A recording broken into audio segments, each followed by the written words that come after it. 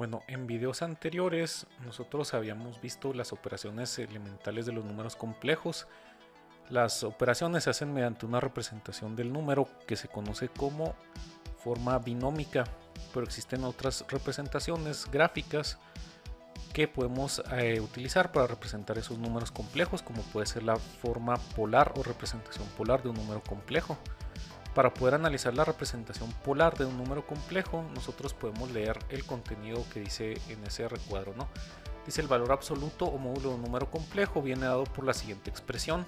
Si pensamos en z como un punto en el plano, podemos ver por el teorema de Pitágoras que el valor absoluto de un número complejo coincide con la distancia euclídea desde el origen del plano. ¿Qué quiere decir eso? Que en nuestro plano complejo nosotros podemos representar nuestro número complejo a más bi en coordenadas en x, la parte real, y en y, la parte imaginaria, y definir una distancia desde el origen. Esa distancia pues tiene una magnitud que tiene que ser positiva. O sí es una magnitud de un número positivo, o de el valor de una hipotenusa si nosotros la trazáramos con un triángulo, como la hipotenusa de un triángulo. Ahí vemos la ecuación que tenemos ahí representada. Dice: valor absoluto de z es igual a la raíz de r mayúscula más i mayúscula, ambas al cuadrado, ¿no? Entonces nosotros, para poder utilizar o analizar el teorema de Pitágoras, pues tendremos que trasladar la magnitud en y o en la parte imaginaria de nuestro número complejo, y la llamaríamos como la parte del coeficiente b, que tenemos una magnitud. Para un ejemplo, pues podría ser 3 más 4i. Ese cateto opuesto de nuestro triángulo sería el valor de 4, y en la parte real tenemos un 3, ¿verdad? Entonces esas serían las magnitudes para poder determinar o calcular nuestro valor absoluto de número complejo, que también se conoce como módulo. Este módulo nos ayuda a representar gráficamente otra representación del número complejo que no es binómica, pero es la parte del comienzo para hacer su representación, ¿no? Esa línea negra, esa pendiente negra, pues se conoce como valor absoluto o módulo de un número complejo, y está dada por el teorema de Pitágoras. Recordando el teorema de Pitágoras, para un triángulo pues tenemos que a cuadrada más b cuadrada igual a c cuadrada, y así despejamos c, nos queda como la raíz de a cuadrada más b cuadrada. De esa manera podemos encontrar la magnitud de c, que en muchas de las ocasiones se representa la hipotenusa. Si nos fijamos, pues se relaciona con la ecuación para determinar el módulo de nuestro número complejo. Entonces, para este ejemplo que tenemos aquí, nosotros podemos representar esas magnitudes de a y b y poder calcular el valor absoluto del número complejo. Para determinar el valor absoluto o módulo del número complejo, pues aplicamos la fórmula. En la parte real es 3 al cuadrado, la parte imaginaria es 4, el coeficiente al cuadrado son la suma de ambos, es raíz de 25, tiene raíz exacta, que raíz de 25 es 5. De esa manera nosotros encontraríamos el módulo del número complejo. Ahora, un par de ejemplos que nos ayudan a representar la magnitud de ese módulo o valor absoluto del número complejo son los siguientes. Representemos gráficamente en un plano o en el plano complejo los números complejos acompañados de su valor absoluto. Para z1 tenemos a 2 más 3i. Entonces la fórmula nos dice que el valor absoluto de z1 sería la raíz de 2 al cuadrado más 3 al cuadrado. Serían 4 más 9, 13. Y la raíz sería raíz de 13. La podemos dejar expresada como raíz de 13 porque no tiene una raíz exacta. Entonces de esa manera nosotros representaríamos el valor absoluto o el módulo del número complejo.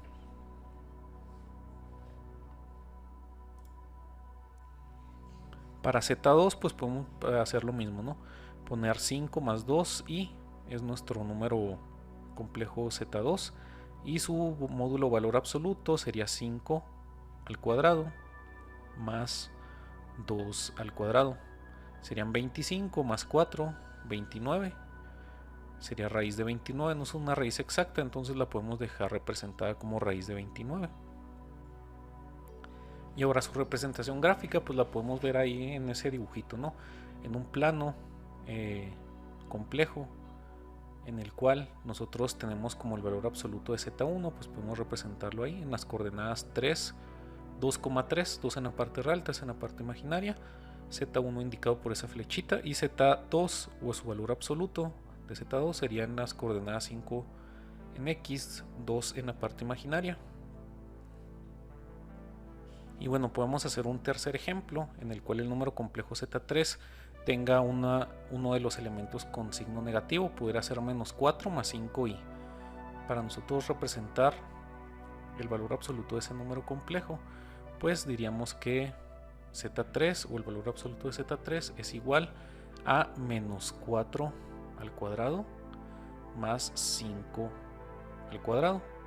De esta manera, pues cualquier número negativo elevado al cuadrado no nos va a dar una raíz negativa, por lo que el valor absoluto siempre sería representado por un número real. En este caso serían 16 más 25, pues es 41. Al no tener raíz exacta, lo podemos dejar expresado como raíz de 41. Y podemos agregarlo en el plano complejo, la representación de ese tercer representación gráfica de ese tercer número complejo. Es aproximado, ¿no? Porque en este caso la gráfica nada más viene hasta menos 3, pero sería más o menos la representación de esa manera, ¿no? Ahí tendríamos nosotros la parte del imaginaria con ese cateto opuesto. Si determinamos el ángulo θ como el que está junto al origen, el cateto adyacente, pues esa parte de la magnitud es. Y bueno, hasta el momento pues nosotros hemos hecho una representación gráfica de dónde inicia y dónde termina nuestro número complejo. Esa rayita o esa magnitud o esa distancia euclídea desde el origen hasta el punto de las coordenadas en la parte real y en la imaginaria nos ayudan a determinar la ubicación de manera gráfica de nuestro número complejo en el plano complejo. Pero también existe un elemento adicional que podemos ver ahí. Si nosotros tuviéramos un triángulo rectángulo, podríamos llegar a interpretar primeramente la magnitud de la hipotenusa como 5, ¿verdad? Y tendríamos un cateto adyacente para este ejemplo, pudieran ser 3 unidades y un cateto opuesto de 4 unidades para la parte imaginaria. O sea, ahí tenemos nosotros la representación del triángulo. Lo que nos falta es saber qué tan inclinado está en el plano esa flechita amarilla o ese valor de la hipotenusa, y para nosotros poderlo determinar pues tenemos que relacionarlo con un ángulo de inclinación. Sabemos que la parte el 3 pues estaría relacionado con ese ángulo, y también la parte del 4i está relacionado con ese ángulo.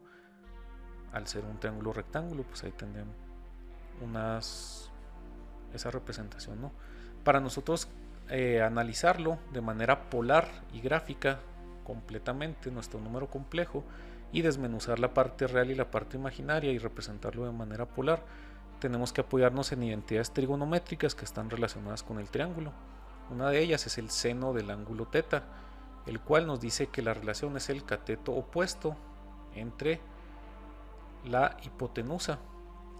Si lo relacionamos con el número complejo, pues sería la magnitud de b o el coeficiente del número de la parte imaginaria, perdón, y la hipotenusa sería el módulo o el valor absoluto del número complejo. Para el coseno de θ, pues es el cateto adyacente entre la hipotenusa. Si lo relacionamos con nuestro triángulo, pues sería el valor de a o la parte real entre el valor absoluto del número complejo. Y finalmente podemos relacionarlo con tangente. Tangente nos dice que es el cateto puesto sobre el adyacente, que aquí sería la magnitud de la parte imaginaria entre la magnitud de la parte real de nuestro número complejo. Entonces esas tres nos ayudan a relacionar de manera gráfica con un triángulo nuestro número complejo. Ahora, si nosotros queremos hacer una representación utilizando esas identidades trigonométricas, pues tendríamos que hacer un despeje de las fórmulas que acabamos de evaluar. Por ejemplo, coseno de θ dice que es igual al valor de a sobre la magnitud de z. Si yo quiero saber cuánto vale la parte real, tendría que hacer un despeje donde el valor absoluto se multiplica por el coseno del ángulo θ. Y lo mismo pudiera hacer para el seno, ¿no? Despejo B y nos queda el valor absoluto del seno del ángulo θ. Y esa sería una representación polar de la parte real y de la parte imaginaria de un número complejo, apoyándonos de esas identidades trigonométricas. Esas se pueden agrupar en función al valor absoluto y representar una fórmula o una formita de la forma polar, valga la redundancia, de nuestro número complejo. Sería el valor absoluto o el módulo del número complejo que multiplica coseno de θ más i seno de θ. De esa manera nosotros representamos parte real y parte imaginaria de nuestro número complejo. Entonces, para el ejemplo que tenemos en la parte superior, que es z1 3 más 4i en su forma binómica, para la forma polar sería la magnitud, serían 5 que multiplica al coseno del ángulo θ más i por el seno del ángulo θ. Nada más que aquí hay un inconveniente, no desconocemos la magnitud del ángulo, por lo que podemos utilizar las identidades trigonométricas, despejar el ángulo y calcular esa magnitud de ese ángulo. Ya la representación de ese ángulo podrá ser en radianes o grados. Podemos utilizar la función tangente o la identidad trigonométrica tangente y decir que tangente de θ es b entre a, donde el valor de b o el coeficiente del número imaginario es 4 y la parte real es 3. Si despejamos tangente de θ, pues nos queda solo θ, pasaría como tangente inversa de 4 entre 3 o tangente inversa de 4 tercios. Y nos podemos apoyar ahí de la calculadora. Podemos representarlo, por ejemplo, primero en grados. Pondríamos el inverso, la tangente de 4 entre 3 y calculamos. El ángulo que nos arroja dice que es 53.13. Y más decimales no. Tendremos que utilizar, más adelante veremos la importancia de utilizar los demás decimales. Pero si lo reducimos a 2 dígitos después del punto, pues sería 53.13. La forma polar ya la puedo representar ya que conocemos el valor del ángulo θ. Sería 5 que multiplica al coseno de 53.13 grados más i por el seno de 53.13 grados. Esa sería ya una representación polar de nuestro número complejo. ¿Cómo poder saber si estoy en lo correcto? Pues yo podría multiplicar la magnitud del valor absoluto del número complejo por coseno, tal como vemos en la parte inferior, y me debería de arrojar la magnitud del número real en forma binómica, y después multiplicar el 5 por el seno de 53.13 y me debería de dar la magnitud del coeficiente. Si multiplicamos ahí en nuestra calculadora, tendremos que escribir el coseno y luego del ángulo que ya hemos calculado previamente, y nos da 3 multiplicado por 5, claro, ¿verdad? Y de nuevo tomamos el ángulo y ponemos el seno de ese ángulo y lo multiplicamos por 5 y nos da la magnitud del coeficiente del número imaginario en su forma binómica. De esa manera podemos asegurarnos que el número o representación polar de nuestro número complejo está bien representada. También lo podemos hacer mediante radianes. Cambiaremos a radianes y calcularíamos de nuevo el tangente inverso de 4 entre 3. Nos daría una magnitud en radianes que podemos utilizar y multiplicar por coseno de ese ángulo en radianes por el valor absoluto, que es el 5, ¿no? Y nos da 3. Y de nuevo tomamos el ángulo en radianes, ponemos seno, ponemos el ángulo y multiplicamos por 5 y nos debería dar el coeficiente del número imaginario en su forma binómica, lo cual es lo que nos da, ¿no? Entonces de esa manera podemos representar números complejos polares.